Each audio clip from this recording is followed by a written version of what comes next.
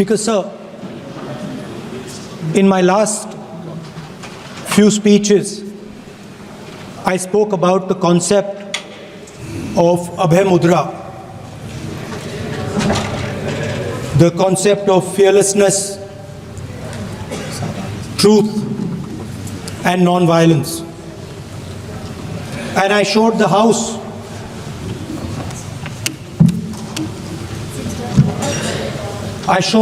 images of our different religions displaying this Abhay Mudra.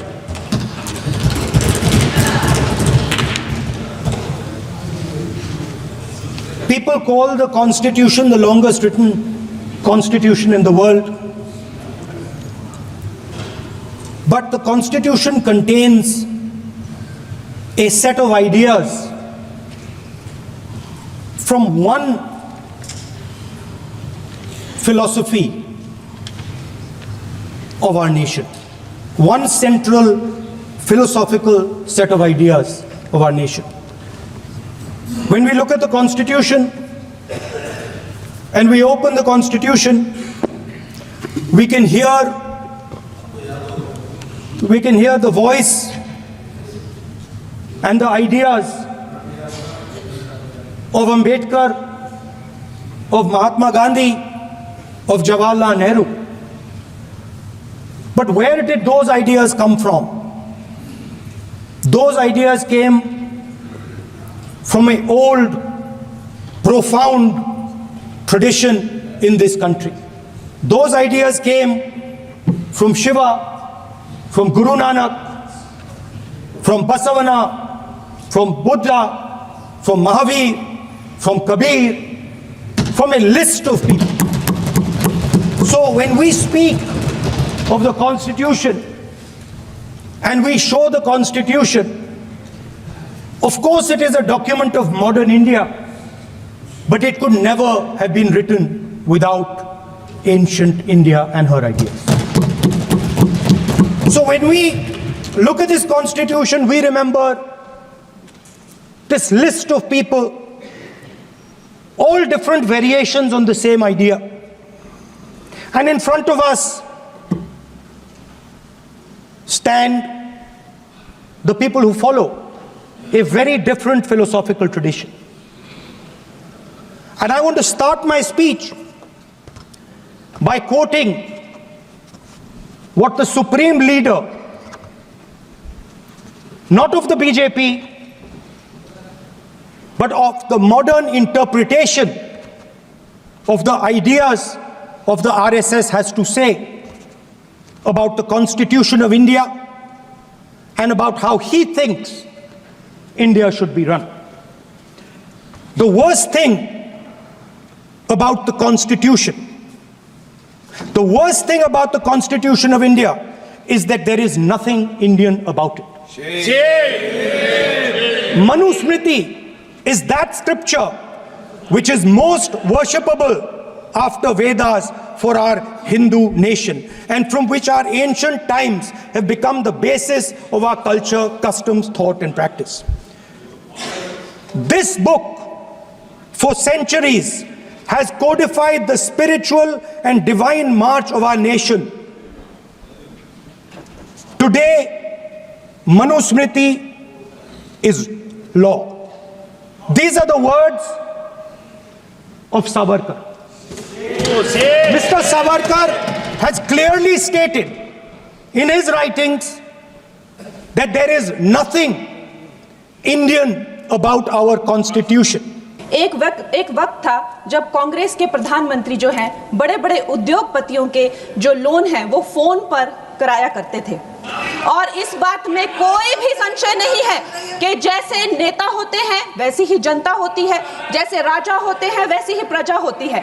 और इसका सबसे बड़ा प्रमाण महोदय जी हमें 2016 में मिला, जब आईबीसी पहली बार आया और हम सब ने देखा कि एनसीएलटी में जो 87% जो केसेस थे उनके जो सेटलमेंट वर्थ 13.9 लाख करोड़ के थे, आईबीसी आते ही वो सेटलमेंट बिना कोर्ट जाने से पहले ही प्री एडमिशन स्टेट पर ही वो सेटल हो गए।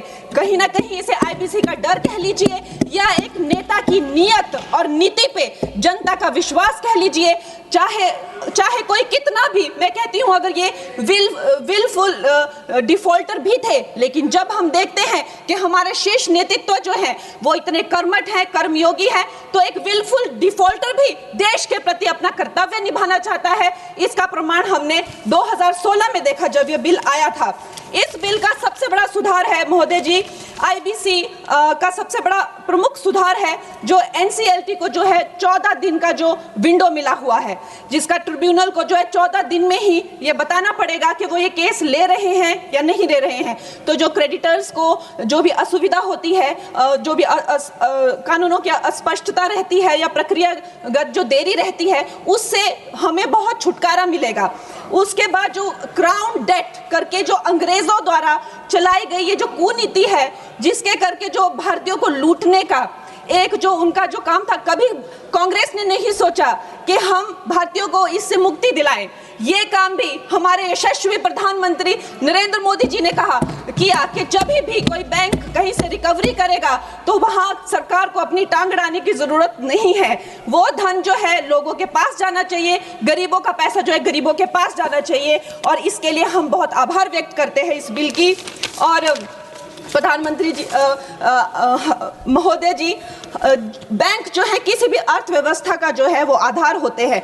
बैंकों की इतनी खस्ता हालत की हुई थी, 5% से लेकर 20% उनका सिर्फ मात्र रिकवरी रेट था। और ऐसे यहाँ के वित्त मंत्री थे कांग्रेस के जो कहते थे कि ये अनपढ़ गवार लोगों का देश है, ये क्या डिजिटल पेमेंट्स करेंगे। और हमारे प्रधानमंत्री जी ने जो भारतीयों का आत्मविश्वास तार तार कर दिया था, ये कांग्रेस के लोगों ने उन आत्मविश्वास को जगाया। 50 करोड़ से ज्यादा जन धन खाते खोले, जन जन को जो है बैंकों से कनेक्ट किया, और आज जो है बैंकों का जो है सशक्तिकरण जो है प्रधानमंत्री नरेंद्र मोदी जी ने किया है।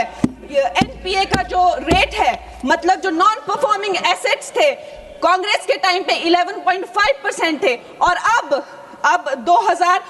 मार्च 2025 में वो घटकर 2.25% हो गए हैं। लेकिन राहुल जी क्या कहते हैं कि हमारी इकोनॉमी तो डूब रही है, कहीं कहीं जाके वो देश के बारे में इतना गंदा बोलते हैं। उनको एक ट्यूशन देनी चाहिए और उनको बताना चाहिए कि 3% जो है ग्लोबली एक्सेप्टेबल है, it is in a very good position, और उनको शर्म आनी चाहिए। हर जगह जाकर जो है भारत की इकोनॉमी के बारे में इतना गलत बोलते रहते हैं। उसके साथ ही ये इसका सबसे बड़ा सुधार जो है वो है क्रॉस बॉर्डर इंसॉल्वेंसी के, मतलब जो हमारे जितने क्रेडिटर्स हैं अब वो बाहर के देशों में जाकर भी जो है अपनी रिकवरी कर सकते हैं, बाहर के देशों के एसेट से भी अपनी रिकवरी कर सकते हैं, वहां भी डिफॉल्टर्स पे केसेस कर सकते हैं, और भारत में अपना लूटा हुआ या खोया हुआ धन जो है वो भारत में वापस ला सकते हैं। महोदय जी, मैं अब अपनी सरकार को, प्रधानमंत्री जी को और वित्त मंत्री जी को धन्यवाद करती हूं। उनकी रिफॉर्म, परफॉर्म, ट्रांसफॉर्म का जो मूल मंत्र है इस बिल से वो धरातल पे आया है, और ये भारत की आर्थिक शक्ति और पारदर्शी व्यवस्था का जो है जीता जागता प्रतीक है। मैं इन्हीं शब्दों के साथ में एक बार फिर माननीय प्रधानमंत्री जी और वित्त मंत्री जी को धन्यवाद देती हूं और पूर्ण रूप से इस विधेयक का जो है वो आभार और समर्थन करती हूं। धन्यवाद।